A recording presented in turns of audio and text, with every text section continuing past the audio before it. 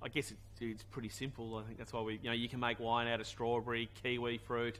You can make, a wine out of any fruit, but grapes just seem to have all these, complex compounds, and, spend millions of dollars in research trying to, isolate these flavours and what compounds in the grapes, to do it. But I think, I guess that's sort of the beauty of, nature. You can't sort of replicate that in a laboratory. Yeah, the interesting thing about grapes. So I'm not too sure about the science side of it.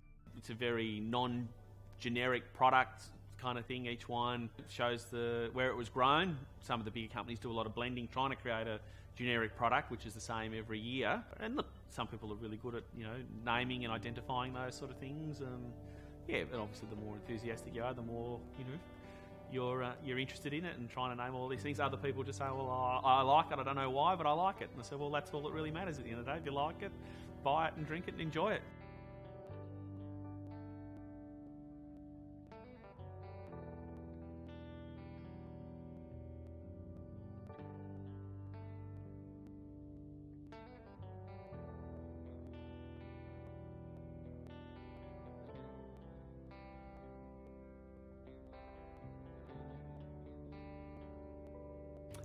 Essentially, had worked in hospitality, and so I guess it was an extension of that. We had a restaurant in East Melbourne, and as part of that, winemakers would always come to the restaurant, and I was always sort of had lots of questions and fascinated about wine, and a lot of our going on holidays, we'd go to wine regions. Well, I guess hospitality is, we certainly enjoyed it, and I guess it's, hands-on as well, but I guess it's maybe sort of working indoors, and it's sort of, a lot of weekends and night work. So, so I think it was, we just decided we're looking for a bit of a change. Probably the other side of the coin is that Lucinda, my wife, her family live on the land. So, also going up to visit her family, sort of just really enjoyed, the farm lifestyle and being out in the open spaces.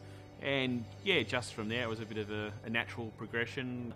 I think also, we're starting to think about starting a family, and just we thought that, this would be a great environment to have a family. And look, it certainly is. Like, the kids can come over and visit me working in the vineyard or, in the winery, and, they're only sort of 4 and 7, but they love to get hands-on, already kind of thing. And sometimes you feel a bit guilty about involving your children because you feel like, it's slave labour kind of thing. But, they really enjoy it.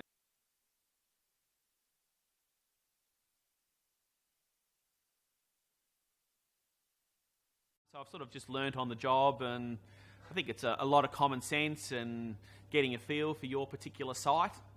So I think, through experience, you learn as you go kind of thing. So just sort of self-taught, and look, and I think a lot of times it's just about doing the simple things well rather than having a great sort of technical knowledge. And if you're passionate about something, I think that makes up for a lack of knowledge as well. In early days, we sort of, I had a consultant come out and help me, but eventually he was sort of not telling me anything I didn't already know. So, so then that builds your confidence to sort of, to go and to sort of forge ahead on your own. But then, nature will throw up a set of circumstances that'll really challenge you because you've never experienced that before.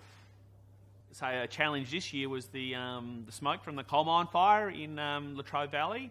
So look, we did have a couple of days of quite heavy smoke, and look, I was starting to detect some sort of smoky flavours at the end of fermentation, so that was a little bit of a worry. I think it's interesting now. I mean, we've had bushfire smoke in 2009 and 2007. I guess sometimes people can see that as a bit of a fault, the smoky character.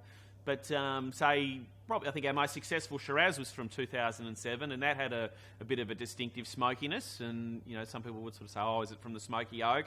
But to be honest, it was probably from it was quite heavy, the bushfire smoke that year. So maybe we need to change the way we think about the smoking, because we are a country prone to bushfire, and maybe that's sort of part of our terroir or part of our unique climate and geological sort of profile of Australia, that we're going to have bushfires. There's nothing we can do about it, and maybe it's a positive rather than a than a negative, as long as it's not in too big a dose sort of thing.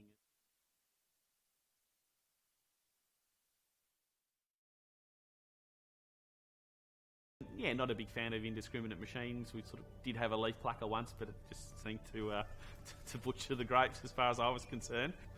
Yeah, look, the human brain and body is incredibly intelligent and dexterous, and it's very hard to create machines that will, to emulate that kind of thing. So I will be sticking with the, doing things by hand, and that works best for us.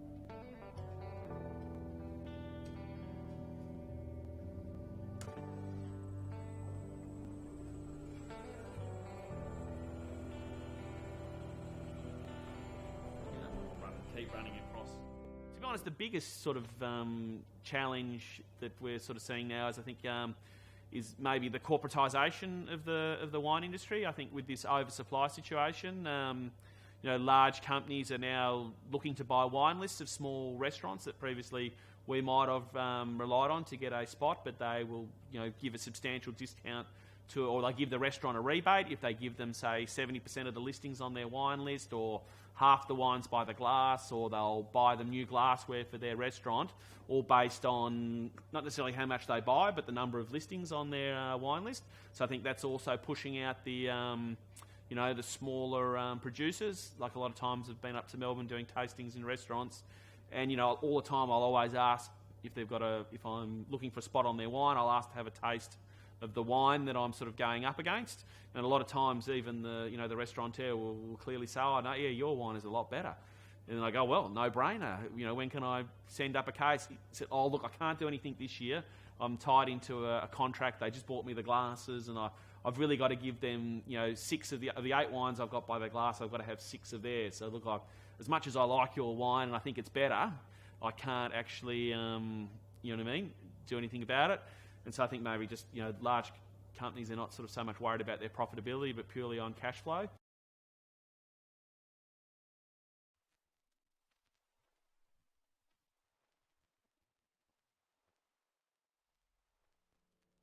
To be honest, I just want to sell enough to, live a comfortable lifestyle, and,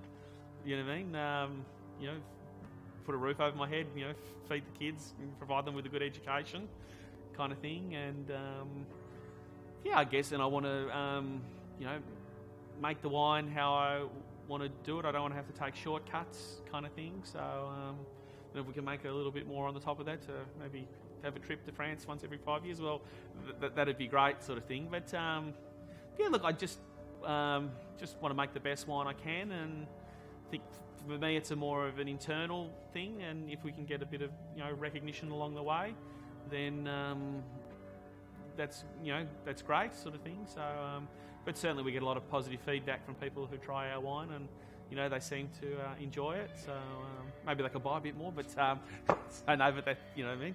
So that's basically sort of, I don't have any sort of great ambitions, just to do the fight the good fight, and make the best wine I can, and say at the end of the day, well, I've done everything I can to make this wine the best, and put it out there, and hopefully people enjoy it, sort of thing. But